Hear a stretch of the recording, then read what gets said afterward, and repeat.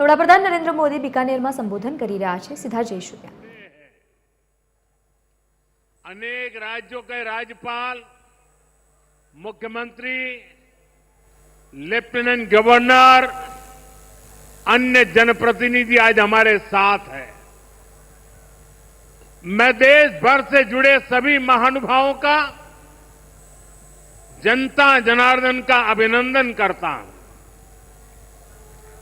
भाइयों और बहनों, मैं यहां पर करणी माता का आशीर्वाद लेकर आपके बीच आया हूं. करणी माता के आशीर्वाद से विकसित भारत बनाने का हमारा संकल्प और मजबूत हो रहा है. थोड़ी देर पहले विकास से जुड़ी 26,000 करोड़ रुपए की परियोजनाओं का यहां शिलान्यास और लोकार्पण हुआ है. मैं इन परियोजनाओं के लिए देशवासियों को, राजस्थान के मेरे भाई बहनों को बहुत बहुत बधाई देता हूं. साथियों, विकसित भारत बनाने के लिए आज देश में आधुनिक इंफ्रास्ट्रक्चर बनाने का बहुत बड़ा महायज्ञ चल रहा है. हमारे देश की सड़कें आधुनिक हो, हमारे देश के एयरपोर्ट आधुनिक हो, हमारे यहां रेल और रेलवे स्टेशन आधुनिक हो, इसके लिए पिछले 11 साल में अभूतपूर्व गति से काम किया गया है. आप कल्पना कर सकते हैं, इंफ्रास्ट्रक्चर के इन कामों पर देश पहले जितना पैसा खर्च करता था, आज उससे 6 गुना ज्यादा पैसा खर्च कर रहा है. 6 गुना ज्यादा. आज भारत में हो रहे इन विकास कार्यों को देखकर दुनिया भी हैरान है. आप उत्तर में जाएंगे तो चिनाब ब्रिज जैसा निर्माण देखकर लोग हैरान हैं. पूर्व की तरफ जाएंगे तो अरुणाचल की सेला टनल, असम का बोगीबिल ब्रिज आपका स्वागत करते हैं. पश्चिम भारत में आएंगे तो मुंबई में समंदर पर बना अटल सेतु नजर आएगा. सुदूर दक्षिण में देखेंगे तो पंबन ब्रिज मिलेगा, जो अपनी तरह का देश का पहला ब्रिज है. साथियों, आज भारत अपनी ट्रेनों के नेटवर्क को भी आधुनिक कर रहा है.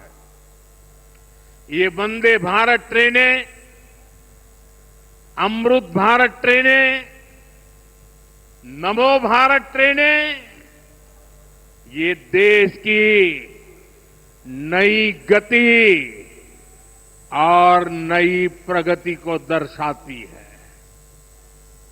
अभी देश में करीब 70 रूट पर वंदे भारत ट्रेनें चल रही है. इससे दूर सुदूर के इलाकों में भी आधुनिक रेल पहुंची है. बीते 11 साल में सैकड़ों रोड ओवरब्रिज और रोड अंडरब्रिज का निर्माण किया गया है. 34,000 किलोमीटर से ज्यादा के नए रेल ट्रैक बिछाए गए हैं. अब ब्रॉड गेज लाइनों पर मानव रहित क्रॉसिंग, वो बात इतिहास बन चुकी है, खत्म हो चुकी है।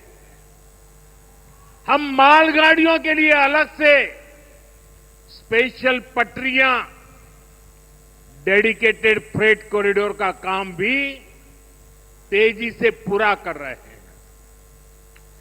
देश के पहले बुलेट ट्रेन प्रोजेक्ट पर काम चल रहा है और इन सबके साथ ही हम एक साथ देश के करीब 1300 से अधिक रेलवे स्टेशनों को भी आधुनिक बना रहे हैं। साथियों, आधुनिक हो रहे इन रेलवे स्टेशनों को देश ने अमृत भारत स्टेशन का नाम दिया है। आज इनमें से 100 से अधिक अमृत भारत स्टेशन बनकर के तैयार हो गए। सोशल मीडिया पर भी लोग देख रहे हैं कि इन रेलवे स्टेशनों का पहले क्या हाल था और अब कैसे इनकी तस्वीर बदल गई है। साथियों, विकास भी, विरासत भी, इस मंत्र का इन अमृत भारत रेलवे स्टेशनों पर उसका नजारा साफ साफ दिखाई देता है। ये स्थानीय कला और संस्कृति के भी नए प्रतीक है। जैसे राजस्थान के मांडलगढ़ रेलवे स्टेशन पर महान राजस्थानी कला संस्कृति के दर्शन होंगी। बिहार के थावे स्टेशन पर मां थावे वाली के पावन मंदिर और मधुबनी चित्रकला को दर्शाया गया है। मध्य प्रदेश के ओरछा रेलवे स्टेशन पर आपको भगवान राम के आभा का एहसास होगा। श्रीरंगम स्टेशन का डिजाइन भगवान श्री रंगनाथ स्वामी जी के मंदिर से प्रेरित है। गुजरात का डाकोर स्टेशन रणछोड़राय जी से प्रेरित है। तिरुवन्नामलई स्टेशन द्राविड़ वास्तुकला के अनुसार डिजाइन किया गया है। बेगमपट स्टेशन पर आपको काकतीय साम्राज्य के समय का आर्किटेक्चर देखने को मिलेगा। यानी हर अमृत स्टेशन पर आपको भारत की हजारों साल पुरानी विरासत के दर्शन भी होंगे। ये स्टेशन हर राज्य में टूरिज्म को भी बढ़ावा देने के माध्यम बनेंगे, नौजवानों को रोजगार के नए मौके देंगे और मैं उन शहर के नागरिकों को, रेलवे में यात्रा करने वाले पैसेंजर से प्रार्थना करूंगा, ये सारी संपत्ति के मालिक आप हैं। कभी भी वहां गंदगी न हो, इस संपत्ति का नुकसान न हो, क्योंकि आप उसके मालिक हैं। साथियों, इंफ्रास्ट्रक्चर बनाने के लिए जो पैसा सरकार खर्च करती है, वो रोजगार भी बनाता है, व्यापार कारोबार भी बढ़ाता है। जो हजारों करोड़ रुपए सरकार लगा रही है, ये पैसा मजदूर की जेब में जा रहा है, ये दुकानदार को मिल रहा है, दुकान और फैक्ट्री में काम करने वाले लोगों को मिल रहा है। रेत, बजरी, सीमेंट, ये सारी चीजें ढोने वाले ट्रक, टेम्पो चलाने वालों को भी इससे फायदा होता है। और जब ये इंफ्रास्ट्रक्चर बनकर तैयार हो जाता है, तो फिर अनेक गुना और फायदे होते हैं। किसान की उपज कम कीमत में बाजार तक पहुंचती है, वेस्टेज कम होती है, जहां सड़कें अच्छी होती हैं, नई ट्रेनें पहुंचती हैं, वहां नए उद्योग लगते हैं, पर्यटन को बहुत बढ़ावा मिलता है। यानी इंफ्रास्ट्रक्चर पर लगने वाले पैसे से हर परिवार का, खास तौर पर हमारे नौजवानों का सबसे अधिक फायदा होता है। साथियों, इंफ्रास्ट्रक्चर पर जो काम हो रहा है उसका हमारे राजस्थान को भी बड़ा लाभ मिल रहा है।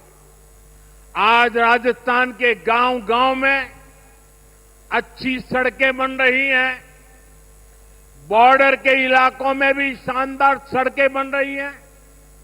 इसके लिए बीते 11 साल में अकेले राजस्थान में करीब 70,000 करोड़ रुपए खर्च किए गए हैं। राजस्थान में रेलवे के विकास के लिए भी केंद्र सरकार इस साल करीब 10,000 करोड़ रुपए खर्च करने जा रही है।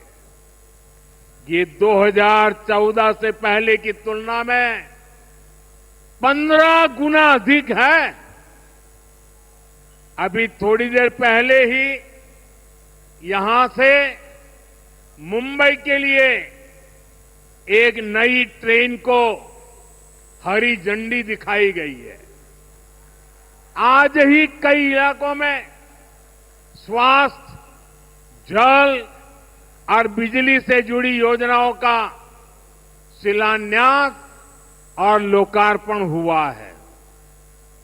इन सारे प्रयासों का लक्ष्य है हमारे राजस्थान के शहर हो या गांव तेजी से उन्नति की ओर बढ़ सके। राजस्थान के युवाओं को उनके शहर में ही अच्छे अवसर मिल सके। साथियों, राजस्थान के औद्योगिक विकास के लिए भी डबल इंजन सरकार तेजी से काम कर रही है। अलग अलग सेक्टर्स के लिए यहां भजनलाल जी की सरकार ने नई औद्योगिक नीतियां जारी की है। बीकानेर को भी इन नई नीतियों का लाभ मिलेगा। और आप तो जानते हैं, जब बीकानेर की बात आती है तो बीकानेरी भुजिया का स्वाद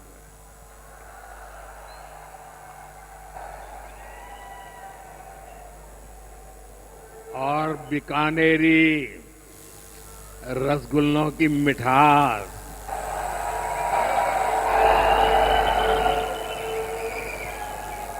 विश्व भर में अपनी पहचान बनाएगी भी और बढ़ाएगी भी। राजस्थान की रिफाइनरी का काम भी अंतिम चरण में है। इससे राजस्थान पेट्रोलियम आधारित उद्योगों का प्रमुख हब बनेगा। अमृतसर से जामनगर तक जो 6 लेन का इकोनॉमिक कॉरिडोर बन रहा है, वो राजस्थान में श्रीगंगानगर, हनुमानगढ़, बीकानेर, जोधपुर, बाड़मेर और जालोर से गुजर रहा है। दिल्ली मुंबई एक्सप्रेसवे का काम भी राजस्थान में लगभग पूरा हो गया है। कनेक्टिविटी का यह अभियान राजस्थान में औद्योगिक विकास को नई ऊंचाई पर ले जाएगा। साथियों, राजस्थान में पीएम सूर्यघर मुफ्त बिजली योजना भी तेजी से आगे बढ़ रही है। इस योजना से राजस्थान के 40,000 से ज्यादा लोग जुड़ चुके हैं। इससे लोगों का बिजली बिल 0 हुआ है और लोगों को सोलर बिजली पैदा करके कमाई का नया रास्ता भी मिला है। आज यहां बिजली से जुड़े कई प्रोजेक्ट का शिलान्यास और लोकार्पण हुआ है। इनसे भी राजस्थान को और ज्यादा बिजली मिलेगी। बिजली का बढ़ता उत्पादन भी राजस्थान में औद्योगिक विकास को नई गति दे रहा है। साथियों, राजस्थान की ये भूमि रेत के मैदान में हरियाली लाने वाले महाराजा गंगा सिंह जी की भूमि है। हमारे लिए पानी का क्या महत्व है, यह इस क्षेत्र से बेहतर भला कौन जानता है। हमारे बीकानेर, श्रीगंगानगर, हनुमानगढ़, पश्चिम राजस्थान के ऐसे अनेक क्षेत्रों के विकास में पानी का बहुत बड़ा महत्व है।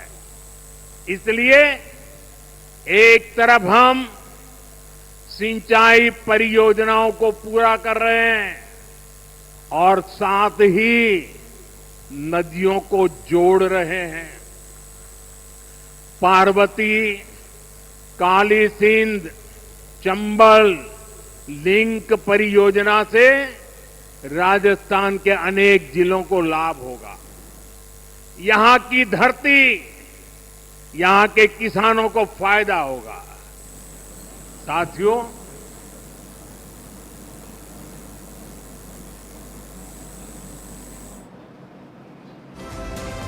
તો વડાપ્રધાન નરેન્દ્ર મોદી રાજસ્થાનના બિકાનેરમાં પહોંચ્યા અને તે દરમિયાન તેઓએ વિકાસના કામો પર ખૂબ જ ભાર મૂક્યો હતો।